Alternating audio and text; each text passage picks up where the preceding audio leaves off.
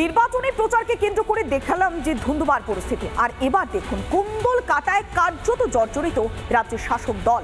মুখ্যমন্ত্রীর সভার মাঝে আচমকা ছন্দপতন।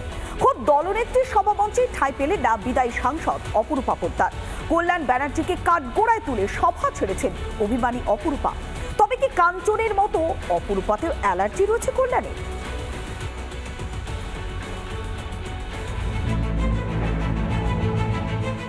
নির্বাচনী প্রচারে আরামবাগে মমতা বন্দ্যোপাধ্যায়। তৃণমূল প্রার্থী মিতালি বাগের সমর্থনে যখন সভামঞ্চে বক্তব্য রাখছেন মমতা বন্দ্যোপাধ্যায়, ঠিক তখনই সভামঞ্চে নয়, মঞ্চের নিচে ঠায় দাঁড়িয়ে রইলেন অপরূপা।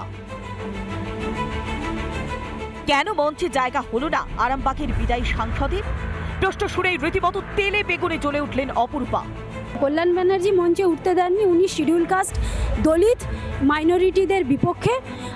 আমি এখনও দলের এমপি, 2 টার্মের এমপি, আমি এখনও দলের সাংসদ এবং দুবারের সাংসদ মমতা বন্দ্যোপাধ্যায় এবং সাধারণ মানুষের আশীর্বাদে কল্যাণ ব্যানার্জি এবং হরিপালের দাদা বৌদির দল আমাকে মঞ্চে উঠতে দেয়নি। এরা এইভাবেই শিডিউল কাস্ট, দলিত এবং সংখ্যালঘুদের অপমান করে। আগেও প্রচারের গাড়ি থেকে কাঞ্চনকে নামিয়ে দিয়েছিলেন শ্রীরামপুরের তৃণমূল প্রার্থী। একেবারে চাঁচা ছোলা ভাষায় জানিয়েও দিয়েছিলেন সেই কারণ। উনি আমার সঙ্গে যখন প্রচারে বেরিয়েছে, গ্রামের মহিলারা কিন্তু খুব ভীষণ রিয়াক্ট করছেন। আমি ওনাকে আগেই বলে দিয়েছিলাম গ্রামে এসো না। আর শুধু আমার সঙ্গে প্রচারের সময় কেন থাকছে? একটা এমএলএ তো অন্য দিনগুলো তো প্রচার করবে, সে তো কিছু করছে না। যদিও এদিন অপরূপার অভিযোগ কার্যত ফুৎকারে উড়িয়ে দিলেন কল্যাণ। সস্তা রাজনীতির সঙ্গে তুলনা টেনে তুলোধরা করলেন অপরূপাকে। লিস্টে যাদের নাম দিয়েছে তারা ঢুকতে পেরেছে, তাদের লিস্টে যাদের নাম নেই তারা ঢুকতে পারেনি। এখানে আমার কোনো রোল নেই। অরূপ বিশ্বাস তো কার সঙ্গে কথা বললেন যে না উনি আসতে পারবেন না। তা আমার এতে কি এসে যাচ্ছে? আমার বিরুদ্ধে আমার সঙ্গে ব্যক্তিগত ওদের আক্রোশ আছে, আমার কিছু করার নেই। আর শিডিউল কাস্ট, মাইনরিটি, এগুলো আমাকে সঙ্গে শুনিয়ে কোনো লাভ নেই। সিম্প্যাথি ড্র করার জন্য এসব যারা কথা বলে সস্তা দরের কথাবার্তা বলে। তৃণমূলের এটাই সংস্কৃতি, তোপ দাগল বিজেপি। অপরূপা পোদ্দারকে মঞ্চ থেকে নামিয়ে দিয়েছে বা উঠতে দেয়নি, এটা তৃণমূল কংগ্রেসের কালচার। এটা হয় কোনোদিন না কোনোদিন, দেখবেন যে মমতা ব্যানার্জিকে মঞ্চে উঠতে দিচ্ছে না অভিষেক ব্যানার্জি। এই ঘটনাও ঘটতে পারে, অবাক হবেন না। আগামী দিন আসছে, এই দলটার ভবিষ্যৎ বলে কিছু নেই। এই দলটার যেইটুকু আছে সেইটুকু কাটমানি চোরে ভরা। এবার কি দলেই প্রাপ্ত অপরূপা? তাকে ঘিরেই তুঙ্গে জল্পনা। সৌরভ রায় ও সুজিত গৌড়, রিপাবলিক বাংলা।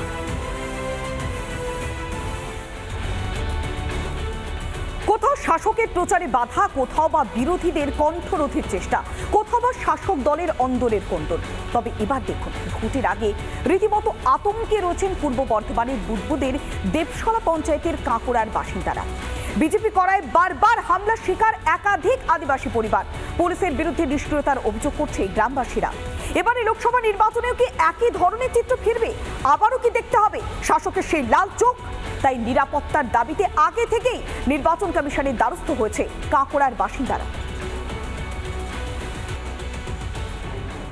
13ই মে লোকসভা নির্বাচনের চতুর্থ দফায় ভোট পূর্ব বর্ধমানে।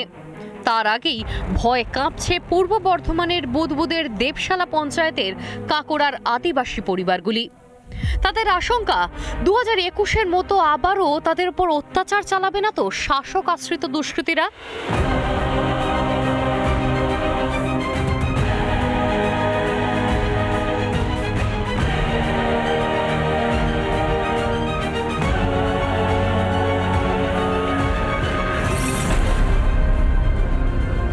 ঠিক যেমনটা ঘটেছিল 2021-এর মে মাসে। অনুন্নয়নের কারণে বিজেপিকে ভোট দিয়েছিল আদিবাসী পরিবারগুলি। তারপরই তাণ্ডব চালায় শাসক আশ্রিত দুষ্কৃতীরা। লুটপাট, বাড়িতে আগুন লাগানো, মারধর সবই চলে নির্বিচারে। কার্যত ভস্মীভূত করে দেওয়া হয়, আগুনে পুড়িয়ে দেওয়া হয়, বোমচাট করা হয়, ঘরের জিনিসপত্র লুট করা হয়। সেই আতঙ্ক এখনো গ্রাস করে আছে এই আদিবাসী মানুষগুলোর মনে। তারপর থেকেই রাজ্য সরকার ফিরেও তাকায়নি এই পরিবারগুলির দিকে। দীর্ঘদিনের অনুন্নয়ন আর অবহেলার অভিযোগ কে শুনবে এখন? আমাদের এখানে কোনো উন্নয়নই হয় নাই, হয় নাই বলে এই কারণে আমরা হয়তো বিরোধী দিকে হেঁটেছিলাম, কিন্তু আমরা বিরোধী করার পর থেকে আরো কিছু কোনো উন্নয়ন 2021 পর থেকে আর কোনো উন্নয়ন নাই, 18 থেকে 21 কোনো উন্নয়ন নাই, এখন অব্দি কোনো পানি নাই, জল নাই, কোনো কিছু নেই। হবে হবে আশা করে আরো দিনকে বলে হ্যাঁ ভোটের লেগে অমুক দেবো তুসুক দেবো, কিন্তু হয় না। যে কোনো পার্টি হোক বলে হ্যাঁ দেবো অমুক করবো তুসুক করবো, কিন্তু গ্রামে দেখেছি মুসলিম পাড়ায় হচ্ছে, কিন্তু মাঝে পাড়ায় কিন্তু হচ্ছে না। কেন হয় না কে জানে? অভিযোগ আজও সেই দুষ্কৃতীরা ঘুরে বেড়াচ্ছে। বুদবুদ থানায় অভিযোগ দায়ের করার পরেও ব্যবস্থা নেয়নি পুলিশ। 2018 লোকসভা, তারপর 2021 বিধানসভা নির্বাচনেও গ্রামের 121 নম্বর বুথ থেকে বিজেপি লিড পায়। তারপর থেকেই শাসকের রোষানলে আদিবাসী অধ্যুষিত এই গ্রাম। ঠিকই বলেছেন, কারণ 21-এর পর দেবশালা অঞ্চলের সব থেকে বড় ভোট পরবর্তী হিংসার শিকার হয়েছিল কাঁকড়া আদিবাসী পাড়াটা, এবং বহু ঘরবাড়ি জ্বালিয়ে দিয়েছিল, শিশুদেরকেও মারধর করা হয়েছিল, অনেকে উন্ডেড হয়ে জঙ্গলে লুকিয়ে বেড়াতে হয়েছিল। তো ওনারা ঠিকই বলেছেন, আমরাও নির্বাচন কমিশনারের সঙ্গে যোগাযোগ করব যাতে পর্যাপ্ত পরিমাণে সিকিউরিটি দিয়ে ওদেরকে ভোট দিতে নিয়ে যাওয়া হয়। বিজেপি করার জন্যই এখানকার তৃণমূলী গুন্ডাদের দ্বারা ওরা। তৃণমূল নেতা ও প্রাক্তন পঞ্চায়েত প্রধান শ্যামল বক্সির দাবি, ওই ঘটনার পর বাড়ি করে দেওয়া হয়েছে, উন্নয়নে কোনো বাছবিচার করা হয়নি। তাহলে কেন দুষ্কৃতীদের লাল চোখ? ওরা যদি বলে তো আমরা কি করবো, কি বাকি আছে আমি তো বুঝি না।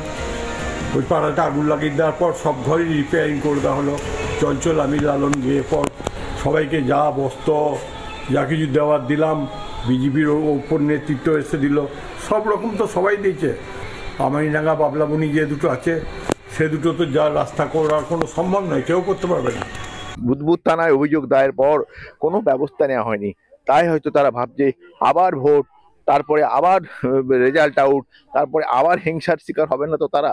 সেই আতঙ্কেই গ্রাস করে তারা নির্বাচন কমিশনের কাছে দাবি জানিয়েছে পর্যাপ্ত নিরাপত্তা ব্যবস্থার। দুর্গাপুরের দেবশালা থেকে ক্যামেরায় তাপসের সঙ্গে রমেন মজুমদারের রিপোর্ট, রিপাবলিক বাংলা।